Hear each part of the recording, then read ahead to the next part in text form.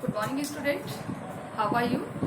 Today we are taking our remaining content that is related to your syllabus and related to your competitive exam. Our today's topic is the DPSP, and our today's topic is the DPSP. DPSP in the sense Directive Principle of the State Policies. I will write here Directive Principle of the state policy.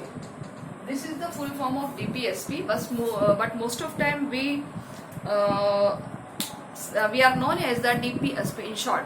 राज्य की नीति के निर्देशक तत्व, that is known as the directive principle of the state policy.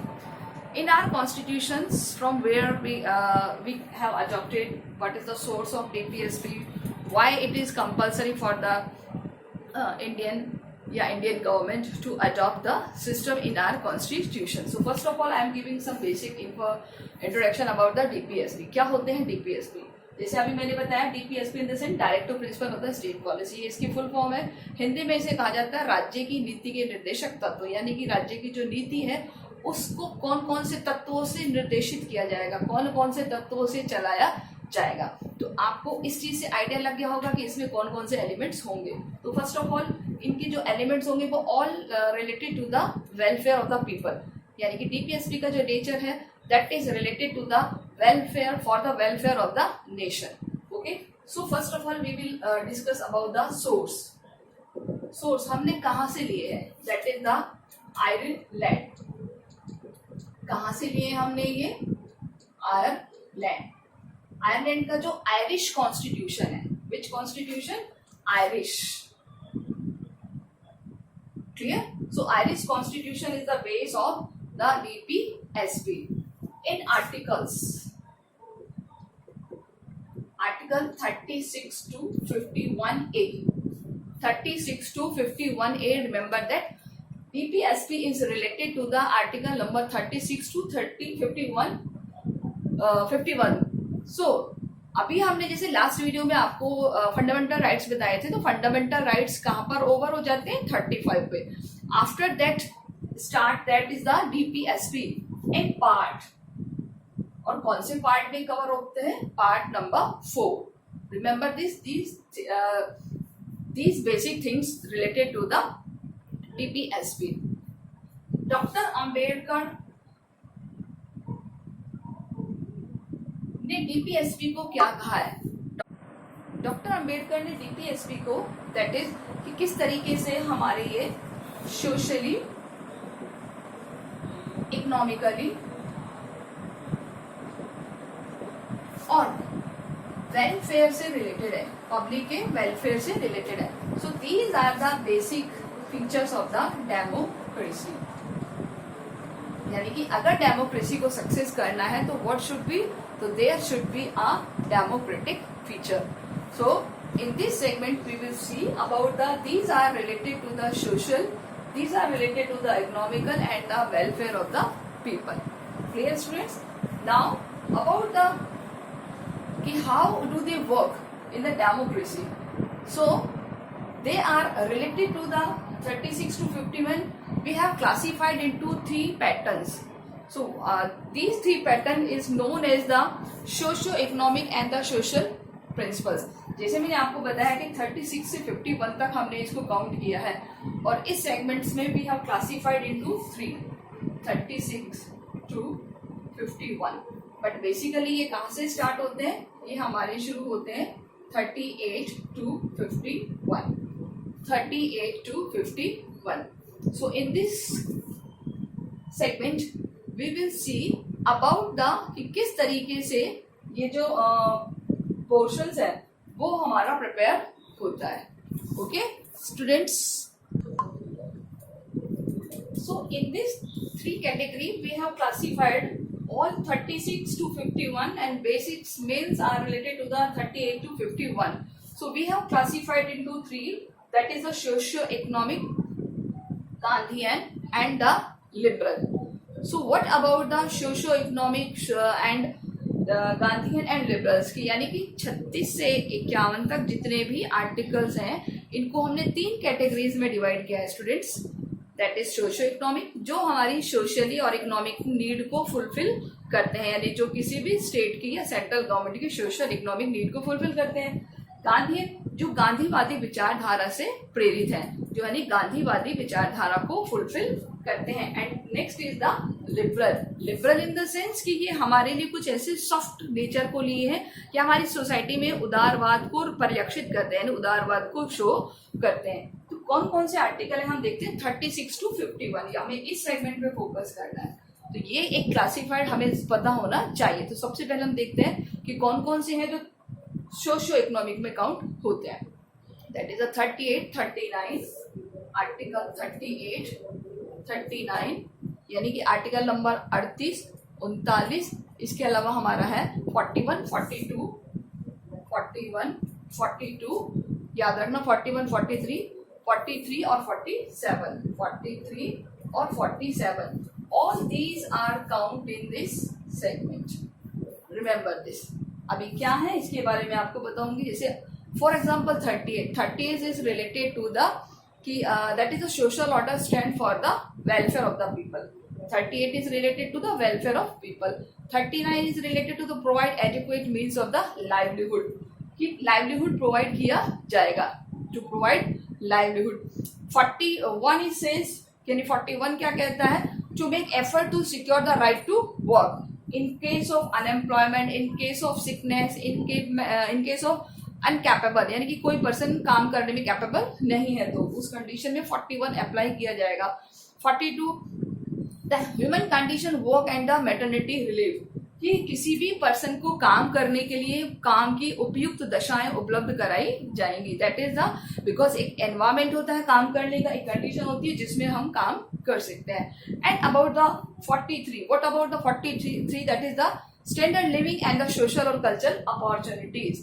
हर किसी को एक standard living दी जाएंगी, एक अपॉर्चुनिटीज प्रोवाइड की जाएगी ताकि वो अच्छे इन्वायरमेंट में काम कर सके। And the 47, that is the duty of state to raise the standard of living and improve the public health, कि पब्लिक हेल्थ के लिए गवर्नमेंट काम करे, सेंट्रल गवर्नमेंट और state government. So all these related to the socio-economic principles। Very good. Now about the Gandhian, ये वो articles होंगे जिसमें गांधीयन व्यू शो होता है, नजर आता है। तो सबसे पहले हम यहाँ बात करेंगे आर्टिकल 40, बहुत इंपॉर्टेंट आर्टिकल है, that is related to the panchayat. Okay, आप पंचायत के बारे में आपको बता दूं कि हमने एक अमेंडमेंट किया था 1992 में। उससे पहले हमारे पास पंचायत वर्ड के लिए कॉन्स्टिट्यूशन में कुछ भी मेंशन नहीं था, but whenever we have amendment in the 73rd and 74th, ठीक है, उसके बाद से हमारे यहाँ पर लोकल गवर्नमेंट को इम्पोर्टेंस दी गई, लोकल गवर्नमेंट को। तो यहाँ पर बहुत बार क्वेश्चन पूछा जा सकता है और पूछा जाता है कंपटीशन में कि which article have determined for the panchayat before amendment 1992। 1992 के अमेंडमेंट से पहले ग्राम पंचायत के बारे में कौन से आर्टिकल में प्रोविजन किया गया था, तो that is the article number 40, ठीक है, article number 40।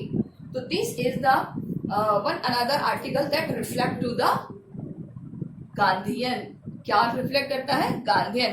Next is that is related to the article 43, once again article 43, ये दोनों में आया है, देखिए आपसे दोनों भी पूछा जा सकता है। 42 promote the cottage industries, cottage industries की वहां पर क्या करा था, लोगों को एम्प्लॉयमेंट प्रोवाइड कराएगी 43 में, ठीक है, ताकि उनको काम करने की प्रॉब्लम ना आए, यानी यहाँ पर इंडस्ट्रीज का था। यहाँ हम बात करते हैं तो cottage industries, so all conditions for the work for the labours. 46, 47, 46, 47 clear, and the 48। अब व्हाट अबाउट दिस, 40 आपको बता दिया, 43 बता दिया, 46 क्या कहता है, देखिए 46 कहता है कि educational and the economic interest of the weaker section two promotion, यानी कि ऐसे लोगों को प्रमोट करेंगे जो किसी वीकर सेक्शन से हों, यानी कि ऐसे लोग जो काम करने में कैपेबल नहीं है, उनके एजुकेशन के लिए प्रमोट करना। एंड 47 इज द, तो दैट इज प्रोहिबिशन, तो introducing drugs and the drinks, कि किसी भी तरह की ड्रग्स और ड्रिंक्स को के ऊपर निषेध किया जाएगा. And 48 that is the slaughter of cows and other milk kettles, कि ऐसे गाय या ऐसे गाय के बछड़े या फिर that is related to the environment जो हमारे नेचर में इनबिल्ट है, उनकी प्रोटेक्शन के लिए काम किया जाएगा. तो दैट इज द गांधीयन. और आपको पता है गांधीयन व्यू सारे किससे रिलेटेड है? That is our soft nature, जो प्रकृति के लिए बहुत ज्यादा सोचते हैं. So these are related to the Gandhian nature. And what about the liberal जो सभी के लिए कॉमन होंगे, that is the article 44. It is also important, just like this. That is the CCC in the sense common civil code. I write here CCC in the sense common civil code, यानी कि सभी व्यक्तियों के लिए एक समान आचार संहिता. और गोवा ऐसा सबसे पहला स्टेट है जिसने इसको सबसे पहले एक्सेप्ट किया है, CCC को. This is the one important thing. Remember this. That is, Goa is the one of the first state which have started this policies. So Article 44. Next is that is related to 45.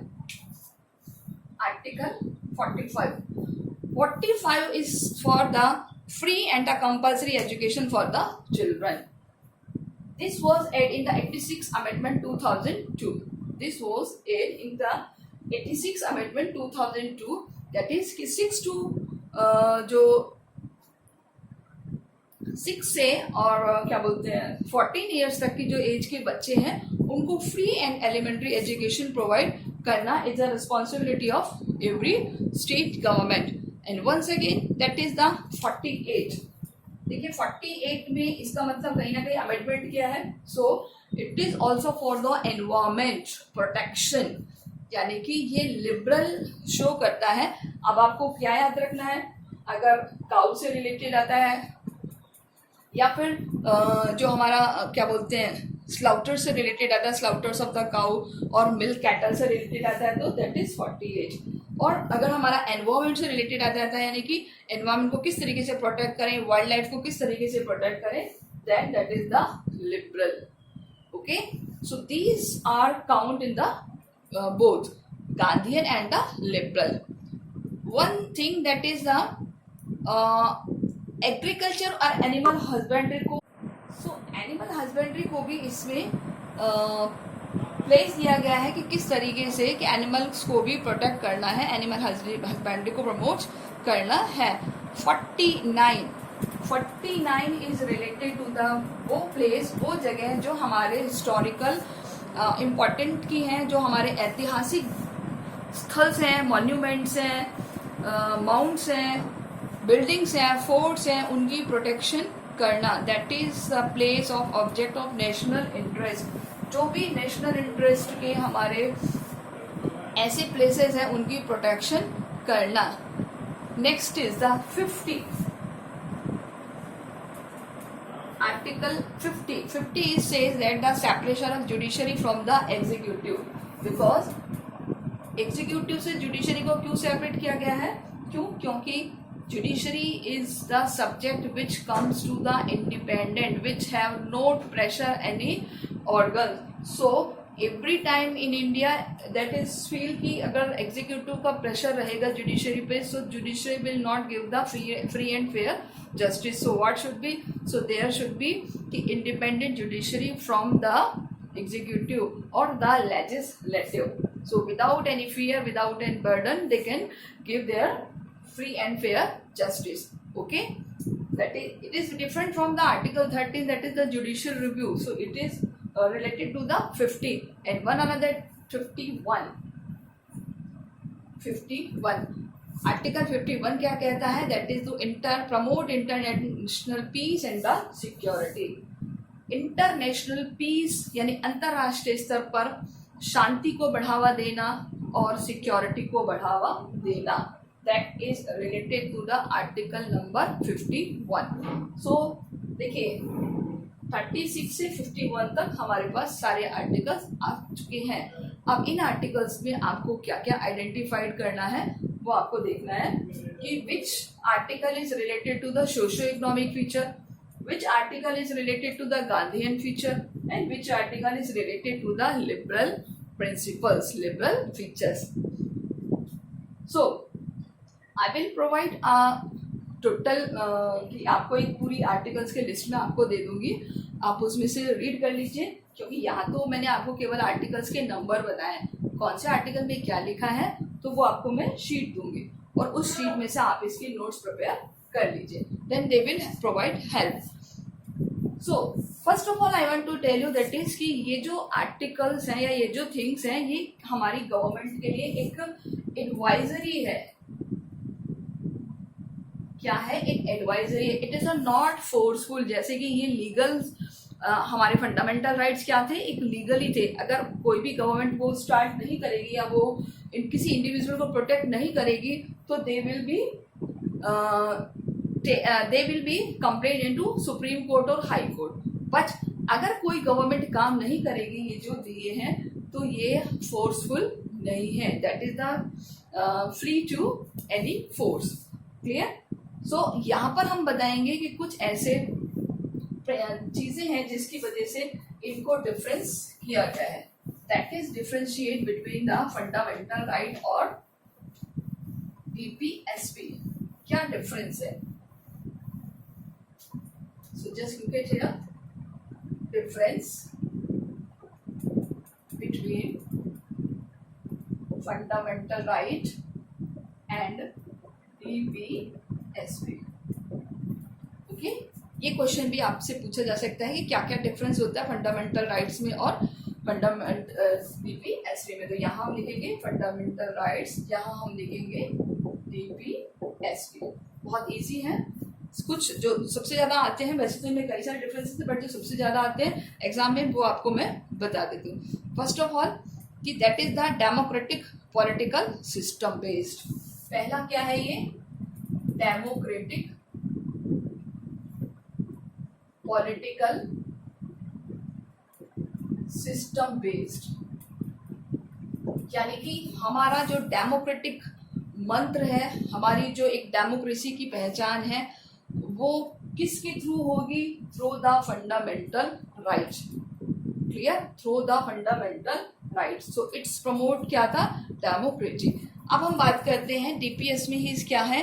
DPSP क्या है? Economic welfare the state establish by the implementation of the DPSP. यहाँ पर क्या हो रहा है? Economic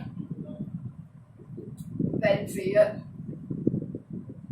अब देखिए यहाँ पर हमारा क्या हो रहा है? पॉलिटिकल सिस्टम डेमोक्रेटिक बेस्ड पर उसको एनहेंस किया जा रहा है with the individually with the community. And in this DPSP आपने देखा होगा कि लेबर्स के लिए है, एनवायरमेंट के लिए है, कॉमन सिविल कोड हो गया, इसके अलावा विमेंस के लिए है, equal work for the equal wages for the equal work. तो ये हर किसी के कल्याण से जुड़े हैं, वेलफेयर से जुड़े हैं. So they are come into the economic sphere.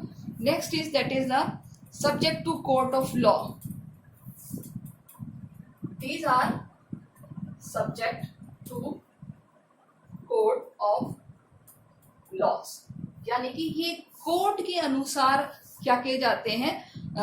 Implement किए जाते हैं. यानी कि in case of any exploitation तो person can individually complain in the courts. तो ये किसका सब्जेक्ट हो गया? Court of law. At any point of time anybody feels that the FRR are being violated. कि फंडामेंटल राइट्स कहीं ना कहीं वायलेटेड हो रहे हैं. कौन से केसेस में? वायलेटेड. ठीक है? वायलेटेड इन द सेंस कि क्या होता है कि उस केस में अगर किसी पर्सन को फंडामेंटल राइट नहीं मिल रहे तो वो कंप्लेंट कर सकता है. So D and DPSP are not enforceable. It is not enforceable in court. ये कोर्ट में एनफोर्सेबल नहीं है. क्यों नहीं है? क्योंकि अगर कोई स्टेट गवर्नमेंट या कोई भी गवर्नमेंट DPSP से रिलेटेड कोई काम नहीं करना चाहती तो कोई उसके ऊपर प्रेशराइज नहीं होगा. So these are not pressurize. क्योंकि ये किससे जुड़े हैं? Only for the welfare of the citizen. अगर कोई गवर्नमेंट अपने स्टेट के पब्लिक की वेलफेयर करना चाहेगी तो they can use their DPSP. But in case of fundamental rights, अगर किसी के फंडामेंटल राइट्स को एक्सप्लॉइट किया जाता है, वायलेट किया जाता है, तो they can the subject of court of law. ठीक है। सब one another thing that is if they are negatively, और ये है पॉजिटिव।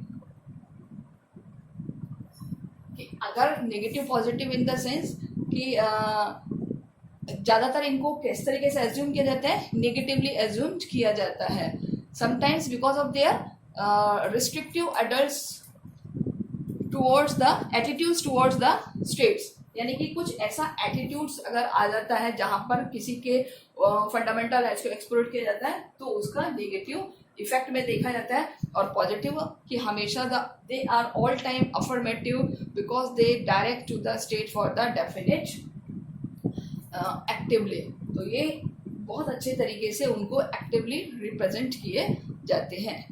ठीक है। एंड वन अनदर थिंग कि fundamental rights are but are a bit of limited its scope. देखिए ये इंडिविजुअली भी है और कम्युनल भी है, but these are on the communal, यानी कि इसके जो भी डीपीएसपी के रूल्स रेगुलेशंस होंगे पूरी सोसाइटी के लिए होंगे, किसी एक के लिए नहीं है, पूरी सोसाइटी के लिए होंगे।